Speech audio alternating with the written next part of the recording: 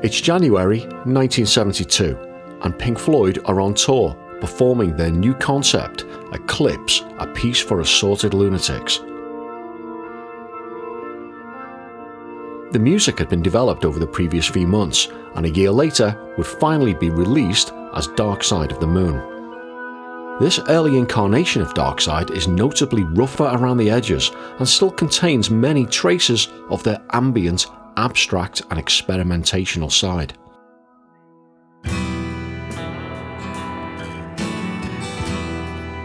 Whilst on this tour, the band received a call from film director Vallee Schroeder. He had worked with them previously on the film More, and he wanted a new soundtrack for his latest film, La Vallee. This film centres around a bourgeoisie bohemian called Vivian. She and her travelling friends venture off to the island of Papua New Guinea. Their aim is to find a mysterious hidden valley from which no one has ever returned. The only reference to it on a map is that it is obscured by clouds.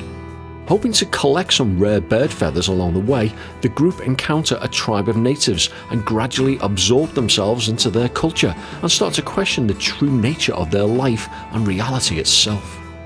Director Schroeder felt that being weird, free-spirited hippie types, the main characters in this film would naturally be fans of Pink Floyd.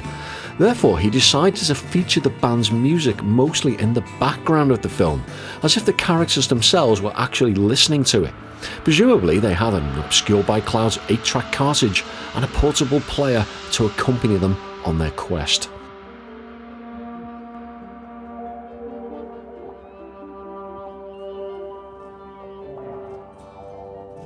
To create the soundtrack, the band flew out to the Chateau d'Hérouville studio set in the French countryside, just north of Paris.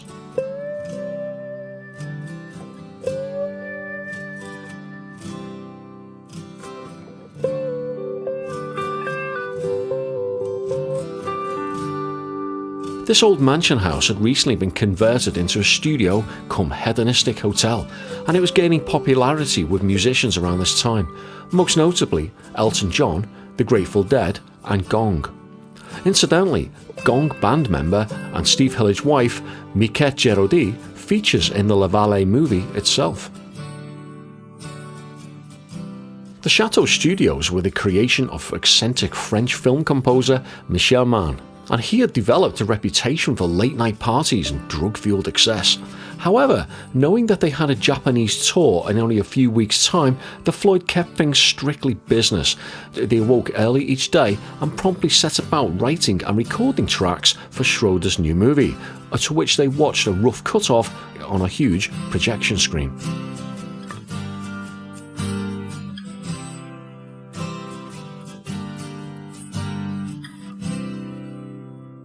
The studio was a crowded, cramped, ramshackle mess of ashtrays and wine bottles and wires.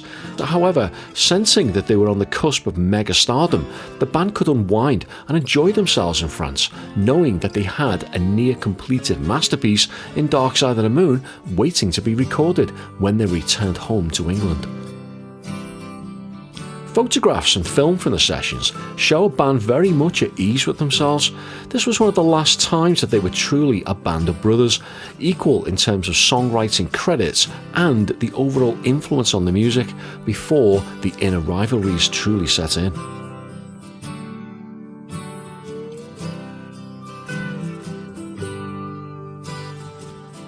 If truth be told, aside from the title sequence, the Floyd's music adds nothing to this film. Strangely, the fragments that are used are slightly different mixes than what appeared on the final album, and in some cases different takes and lyrics are used. However, these differences are barely noticeable. Therefore, the Obscured by Clouds record isn't really a soundtrack album in the true sense. So what exactly is it? Well, let's venture into the valley ourselves and see if we can find out.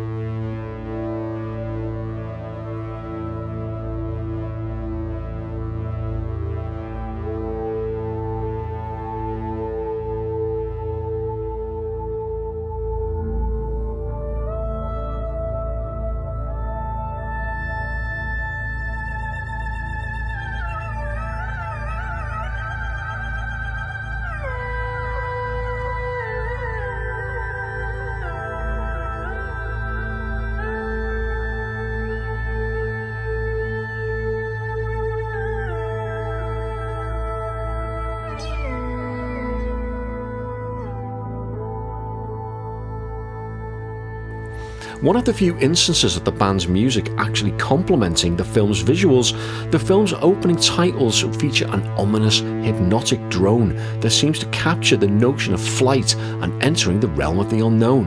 And what better instrument, therefore, to use than the eerie sounds of the Voltage Control Studio version 3 synthesizer, otherwise known as the VCS3.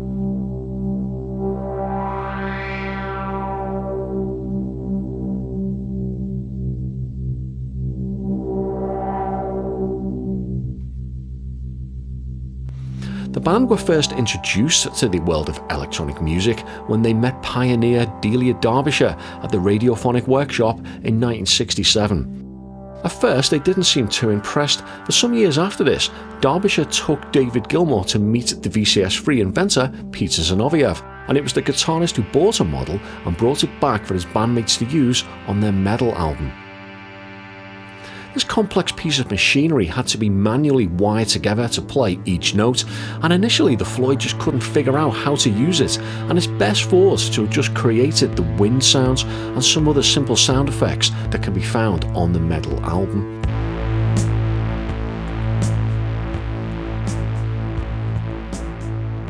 It's thought that the band committed to the Obscured by Cloud soundtrack purely for financial reasons, and this sounds like something of a wise move, especially when you consider that the VCS3 cost upwards of £300 at the time, which is the equivalent of 4 months' wages for the average Englishman at that time.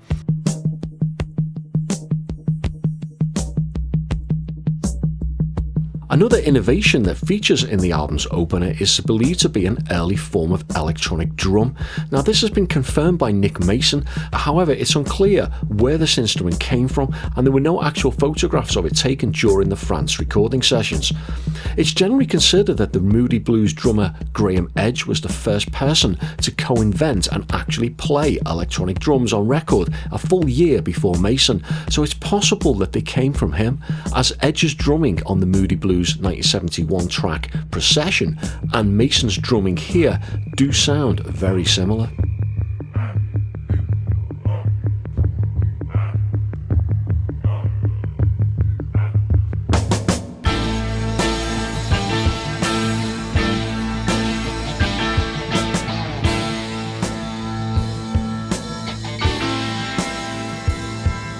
Gilmour's heavy black Strat evokes the Nile song that Schroeder had previously used in the film More. However, the track here was strangely not used in the actual La Vallee film itself. The title of this track was a quip that was used by the band's roadie Chris Adamson, and he's said to have used it when he used to fix and set equipment together, as in when you're in, implying that a connection had been completed or something could fit it into something else. References to the Floyd's technical crew are scattered across their entire catalogue, and certainly living together in France for a few weeks seems to have cemented their relationships all the more. Adamson was also famed for using Henry Ford's "any colour you like" phrase in relation to their guitar colours, and the band similarly used the title of this on Dark Side. Also, it's Adamson's voice that is immortalised on that album's famous introduction. I've been mad for fucking years. Absolutely years. I've been over the edge for yonks. It's working with bands so long, I think. Crikey.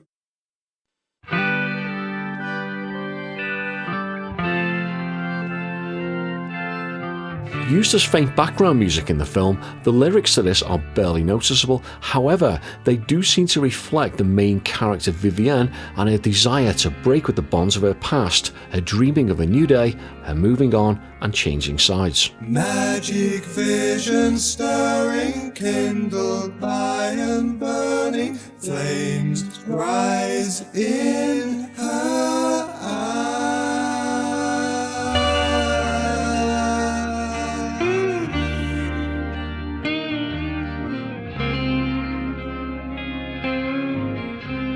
The vocal pairing of Gilmour and Wright is immediately reminiscent of the opening of Metal's Echoes, which Wright also wrote, while Gilmour's lazy, yawning pedal steel guitar evokes the cosy warmth of his Pillow of Winds.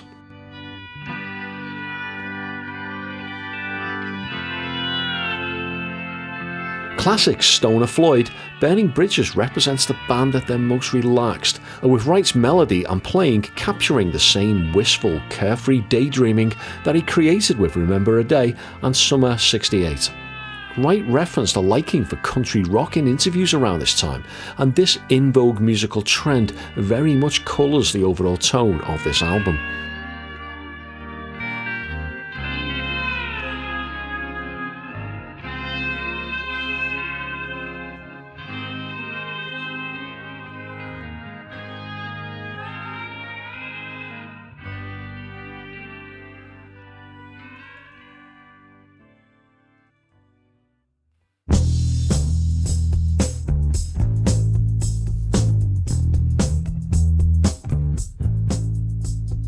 After his beautiful contributions to the previous track, Wright is seemingly absent from this one. This track has an uncharacteristic rock-pop vibe that hints at the glam rock style that was ubiquitous in 1972. You can get your hands on whatever we find, 'cause I'm only coming along for the ride. It's Gilmour that dominates the track, and it's forced in fact that he plays bass on this number. Waters' lyrics suggest that he may have been unaware that the main character Vivienne was searching for exotic feathers in the hills and not literally gold. However, his lines about mountains across the sea and far distant skies do seem to suit the movie as a whole.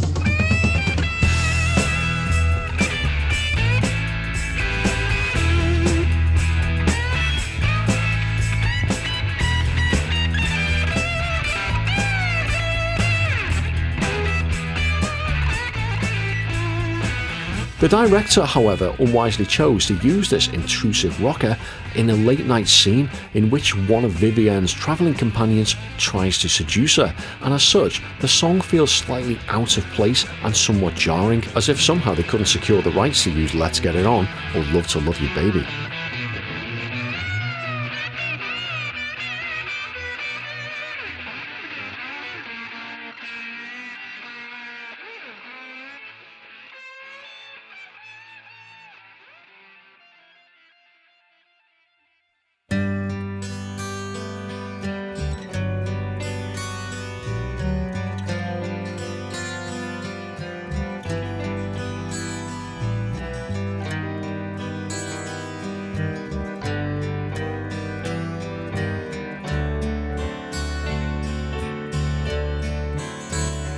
Possibly the highlight of the album, this wonderful number should really have been used to replace the previous one, as the seduction scene and the scene that this track is used in follow on directly.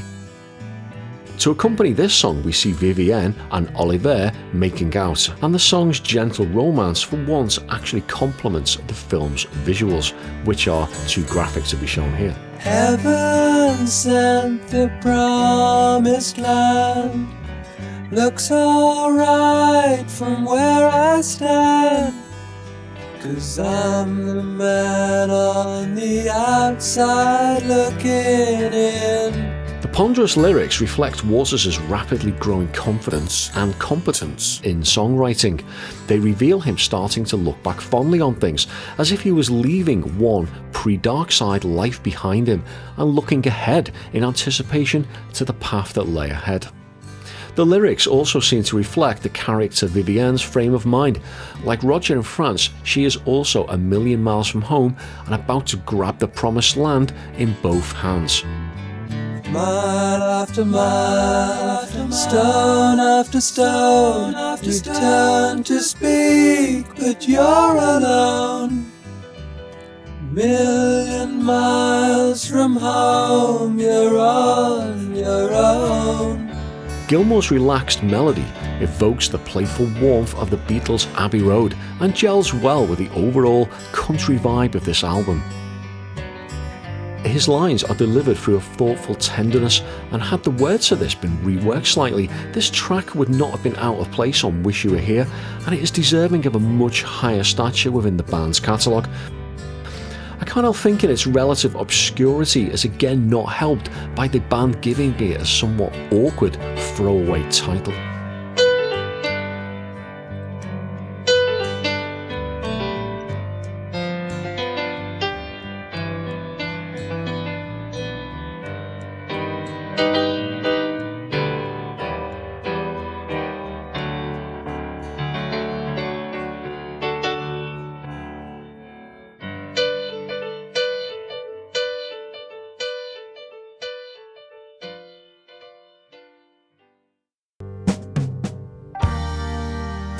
Side 1 closes with this instrumental adaptation of Wright's earlier Burning Bridges number.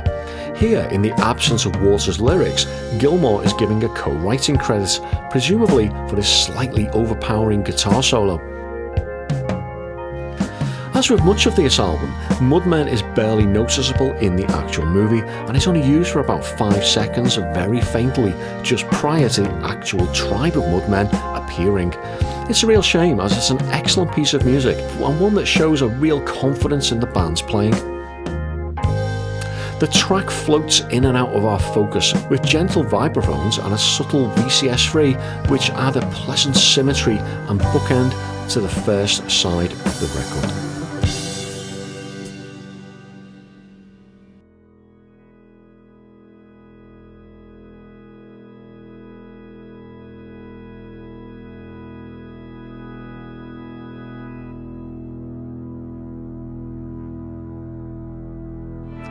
Credited exclusively to Gilmour, this track owes its title to the Arthur C. Clarke novel of the same name. The novel's central theme is one of a society surrendering its free will to a group of seemingly peaceful aliens. The aliens arrive to solve all of man's problems, eliminating war and poverty. However, living in this sterile, numb utopia comes at a price, with people surrendering their free will, creativity, and the very essence of being human. Gilmour probably used the book's themes as they mirror Vivian's journey throughout this movie. She has abandoned her comfortable Western lifestyle to set sail across the seas, only to discover that surrendering to the wonder and simplicity of nature and all of its fantasy leaves her vulnerable to its harsh reality. You set sail across the sea, long past thoughts and memories, childhoods and your fantasies, merged with harsh realities. The song has a mean groove to it, and Gilmour delivers his lyric with a slightly cynical, accusatory growl to it. The music itself echoes the themes of an unknown future and begins with an ominous celestial VCS-free drone, accompanied by a ticking electronic drum that feels like a dry run for Darkside's Time. Like the album's 2 opening numbers, this track was performed live by the band throughout this era. The live version differs slightly, and it has an elongated instrumental middle section. It used to be used as either the show's opener or closer, and the live recordings that exist suggest that the band very much enjoyed playing it.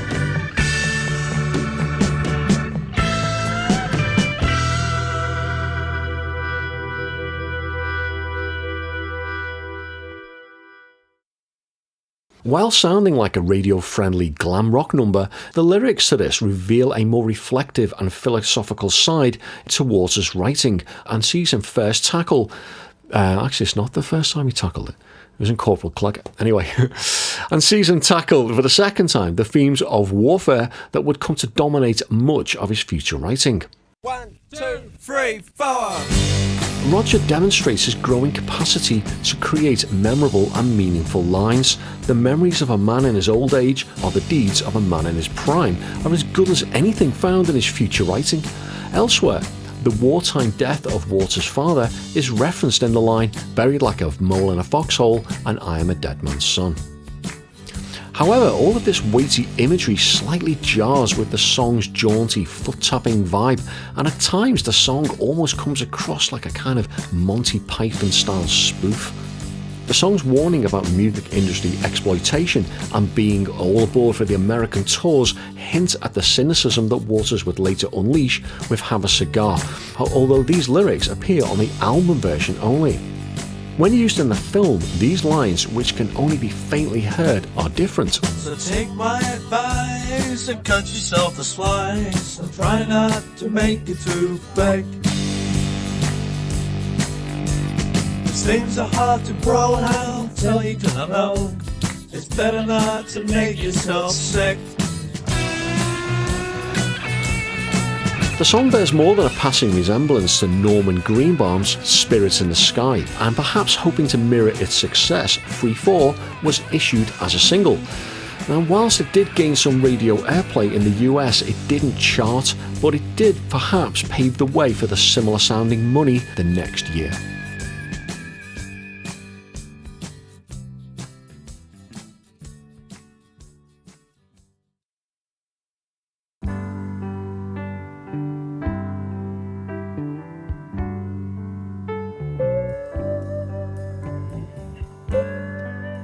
Astonishingly, this bittersweet ballad number wasn't actually used in the movie, but it could well have been incorporated, as there are several scenes showing the group of travellers sharing casual romantic encounters and waking up reflecting on what happened the night before. Stay and help me to end the day. And if you don't mind, we'll break a bottle of wine. One can only assume that Waters' writing credit is for the lyrics, or perhaps part of them, as the words seem to bear all the hallmarks of Wright's own thoughts and echo the one-night stand sentiments found in summer of '68. Like several songs on this album, had Stay been included on Dark Side or Wish You Were Here, it would today be held in a much higher regard than it presently is. Midnight blue, burning gold, a yellow moon is growing cold. Knowing that Wright's contributions to the band would rapidly diminish over the next few years, today this song acts as a moving reminder of what we lost. The album closes with this atmospheric instrumental that evokes the unsettling edge of Careful With That Axe Eugene and much of the unreleased Zabriskie Point instrumentals.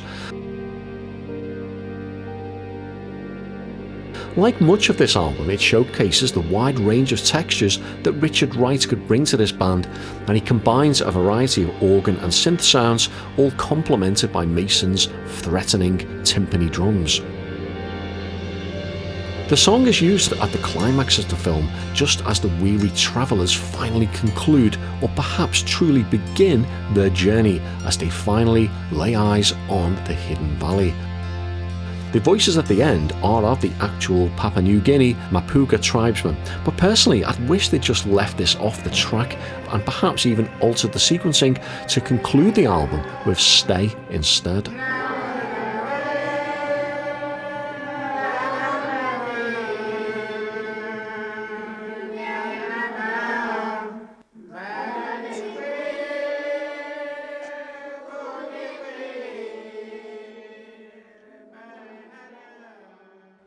At this point, I'll take a deep breath before discussing the album's cover. Now, Hypnosis have been heroes of mine since my childhood. However, this complete abomination must surely rank as one of the worst covers they ever created. Although it's never been formally identified, it's thought by some that the obscured image is that of the character Gaetan collecting apples in a tree. The story goes that Hypnosis were viewing stills from the film and that one of the slides jammed in the projector, and this produced the blurred, obscured effect. However, on examining this sequence carefully, it fails to reveal an actual frame where the character's arm elongates as shown on the cover, and therefore I think this could be a post-production alteration, or perhaps the original image was based on a long-lost on-set posed photograph, perhaps not from this scene or even this film. And remember that although Hypnosis were the masters of art and photography, they were also the masters of bullshitting. I suppose on one level the cover does reflect the album's title and the general theme of a hidden world waiting to be discovered. Either way, it's a better attempt at a cover than what was used in Turkey, which actually featured a different band on the cover.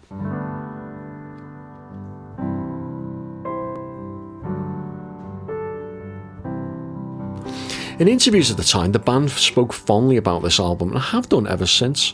However, they have often called it a collection of Floyd songs rather than a true album, perhaps viewing it in a similar manner to the album Relics. But like Relics, Obscured by Clouds has become a much-loved album by some fans, if not the wider public. In saying that, the album did reach number 6 in the UK charts, and number 46 in the US, a higher placing than Metal. It was in France, however, that the album sold the most, reaching number 1 there, and is now regarded over there somewhat as a classic, on a par with the band's other great 70s albums.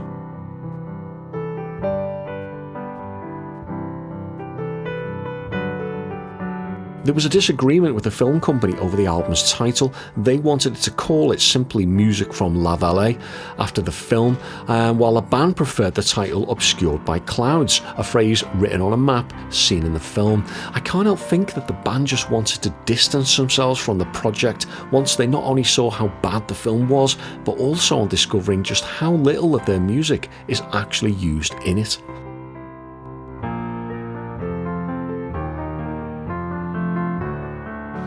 In terms of its softer and more accessible tone, Obscured by Clouds very much lays down the foundations for the middle era of the band, one with more soul, sensitivity and a slight jazz-infused softness. Granted, there's nothing on this album that can match the dynamic power of Echoes, and frankly, no other album in rock compares to Dark Side, so to judge Obscured by Clouds by an album conjured up in a couple of weeks, but to some of the band's other epic creations, is unfair to say the least. As a simple collection of Floyd songs from this era, however, it's excellent, and without it there would be a distinct possibility that Dark Side would not have that lush, soulful quality that makes it work so well.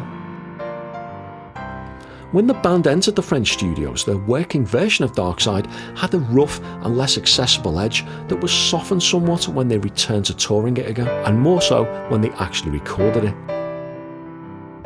Perhaps without this album, that change may have never happened. The change in Floyd's style and the start of their classic middle period had to come from somewhere. Maybe that change came from their holiday in a relaxed bohemian chateau, the fresh country air, or maybe the French wine. Or perhaps it just came from that secret magical valley that is otherwise obscured by clouds.